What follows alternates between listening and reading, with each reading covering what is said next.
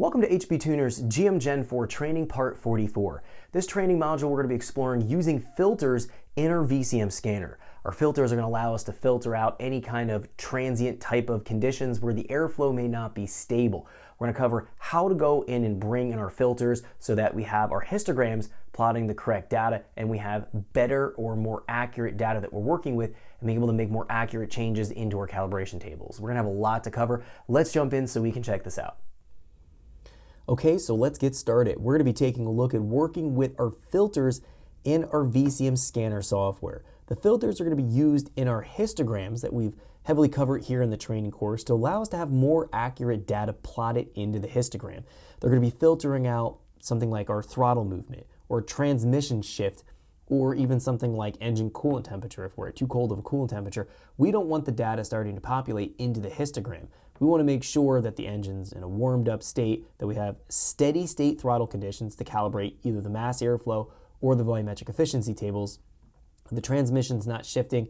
There's a couple other factors that we need to account for. We want to make sure we're putting these filters into the histograms to give more accurate data being plotted so that if we use that data to be able to go back in and recalibrate the mass airflow table or the volumetric efficiency table, those are going to be as accurate as possible. We don't want to go and absorb a fueling error, whether it's going to be as a function of an error is going to occur as a function of a shift happening or any kind of throttle movement. We don't want to bring that back into our airflow models. So good data into the scanner, good data into the histogram will be good data out to populate our tables. Bad data in will give us bad data into recalibration, and then it'll lead to errors and it'll lead to just this vicious cycle that we want to not be in. So we haven't talked about filters very heavily. I've probably mentioned them in some of the earlier training modules in the training course. Coming back into the training course here now, 2-3 years later, I want to go back in and update a lot of things. So this is going to be essentially an update to everything we talked about earlier in our training modules. So let's jump in here and take a look at how we can implement filters. So I have an Excel spreadsheet that we're going to be working with here in the next few tutorials. We looked at it in the last tutorial, taking a look and talking about our flex fuel feature. This is going to be our GM Gen 4 Excel calculator. This is found in our GM Gen 4 training course packet, which I've updated into the training course library. All you have to do is click on it. It's a zip file, unzip it, open it up. You'll find your Excel spreadsheet calculator. You can follow along with what we're looking at here. We have a dedicated page called filters here. This page is going to be listing just some of the more common filters I've been working with over the last few years that work really, really well. There are all kinds of more filters you could create, but this will give you a solid basis for filtering your data out that should work very well. Let's talk about the filters here real quick. I'll just run through what they mean in terms of the scripting, and then we'll talk about adding them into the VCM scanner, into the histograms. It's pretty straightforward, and you're able to go in and take the filters and apply them and take them out without affecting your data log or data capture. So that's the nice thing about the filters. They're overlaid on top of the histogram in the background. They do not affect the data log. They do not affect the data capture if you're capturing the data live. All right, let's jump in here. So we have a bunch of different filters. In the black label here, this is transient throttle filter, coolant temp filter, EQ ratio filter, torque management shift filter, fuel trim cell closed loop filter, power enrichment filter. So we're finding that these are all the different filters that we have available to us. They are going to be filtering out and making sure that we're either plotting in, if we're in closed loop conditions, we're plotting very accurate data in terms of our closed loop capture for the mass airflow or the volumetric efficiency, or if we're in open loop, we're going to make sure we're not bringing in any closed loop behavior into an open loop histogram. So we want to make sure that we are in power enrichment, for example. We're going to go and talk about how we can apply this.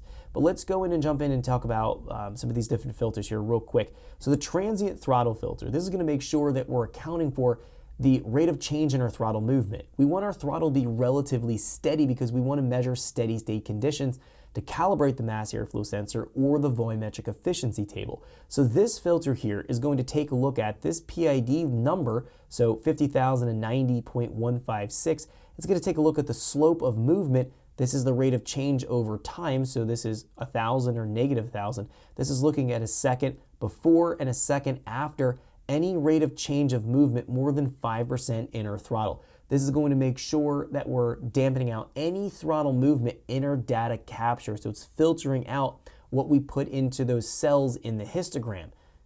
Into looking at this real quick, into our histogram, what we actually plot in these cell values. So it's going to make sure that you have steady state throttle conditions We'll drive the car, we'll be able to capture the data, but we may not find a lot of cell points populate if we're moving our throttle too much. So this is going to allow us to filter it out. We don't have to worry about that.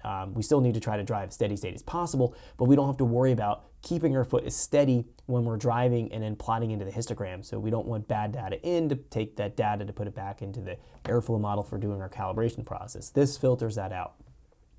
We have a coolant temp filter here. This is going to allow us to say, in this case, 190 degrees and hotter to start to plot into the histogram. We don't want to go in and take any kind of warm-up enrichment or any kind of post-start enrichments and absorb that into our airflow model as we're looking at our open loop or closed loop trims, whatever's going on with that. We want to make sure the engine is warmed up. Now you could change this to something lower, something like 170 or 180 in order to mix things up a little bit here. We don't necessarily have to have it at 190. 180 is even a sufficient value. We want to make sure that the engine is warm, so that's going to be the big thing. Thanks for checking out our teaser clip. If you want to see the rest of this video and more than 500 hours of current EFI training we have to offer, make sure you click right here. If you want to go and check out more teaser clips from this training course, click here, and you don't want to miss any of the videos we're going to be releasing on this channel, so make sure you subscribe and click here.